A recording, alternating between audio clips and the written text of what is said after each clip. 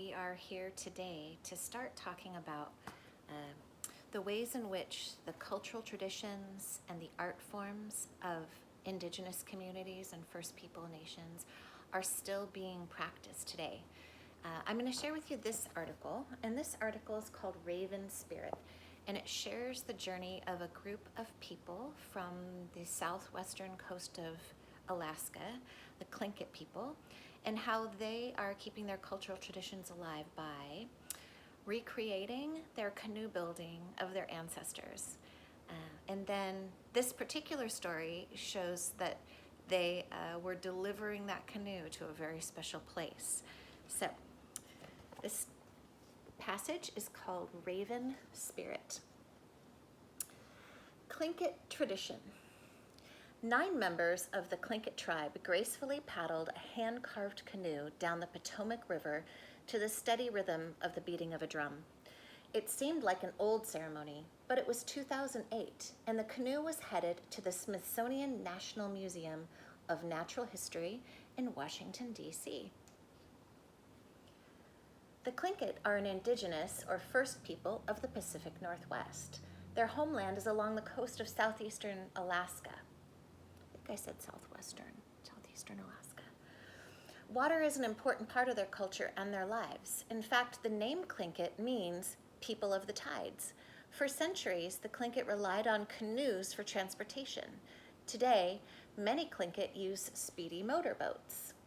That might remind you of the passages we've read in Athabascans, and we compared the old ways and the new ways. Doug Chilton is a Tlingit master carver. In 2008, he challenged himself to carve a canoe in the way of his ancestors. He used traditional methods to carve the canoe, the Raven Spirit. He wanted to preserve this Tlingit craft and show the importance of the sea in his people's history.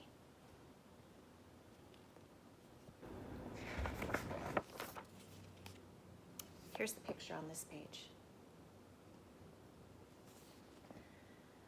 The section's called Choosing a Tree. To accomplish these goals, Chilton gathered a team of artists in Juneau, Alaska. They began to transform a 26-foot-long red cedar log into a beautifully decorated canoe. They used traditional Tlingit tools and methods. The Tlingit perform ceremonies throughout the canoe-making process. First, they give thanks to the tree that is chosen for carving. Once Chilton found a tree, he explained how he would use it and offered food to its spirit. He sprinkled a blanket with fluffy goose down to protect the tree as it fell. Then he chopped down the tree. Chilton and his team performed the same ceremonies that the Tlingit people performed 500 years ago. This caption says, "A drummer marks time for the Raven Spirit's rowers." I'm going to read this sidebar right now. I need to turn the page a little bit. The modern-day canoe-making process uses chainsaws to hollow out the center of a log. This is the only part of the process that is not traditional. Ancient Tlingit carvers would have lit a fire in the center of the log and let it burn. Then they would have hollowed out the burned area with a hammer-like tool called an adze. Carvers filled the hollow log with water that had been heated using hot rocks. Steam softens the log. Long, thin pieces of wood called thwarts are placed horizontally on the bottom of the canoe. Thwarts give the boat its shape and support. Carvers use knives to add designs to the boat's sides and stern or back end. The canoe is dried and smoked over a fire. This blackens the wood. For the Raven Spirit, Chilton used a paint made of minerals, salmon eggs, and chewed spruce gum, a gum from trees, using a brush made of bear and porcupine hair.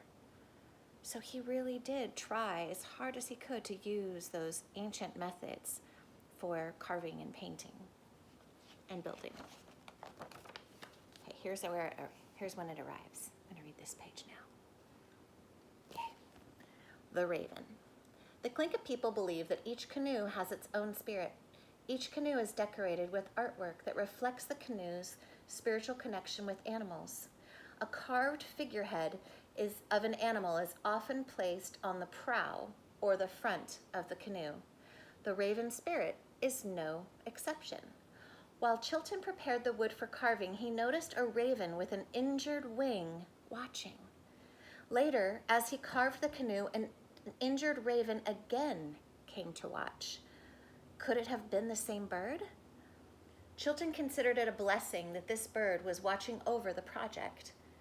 He added a figurehead of a raven with an injured wing to the prow. He called the canoe the Raven Spirit in its honor. The raven plays an important role in the legends of the Pacific Northwest peoples. It is thought to be a blend of spirit, human, and bird. The raven can be a trickster, but he is also a symbol of change in the world. I'm going to read this caption right here. It says, Chilton and the team posted videos of their work on the raven spirit on the internet. The whole world could see the stages of the Tlingit carving. I'm going to show this picture to you up the top.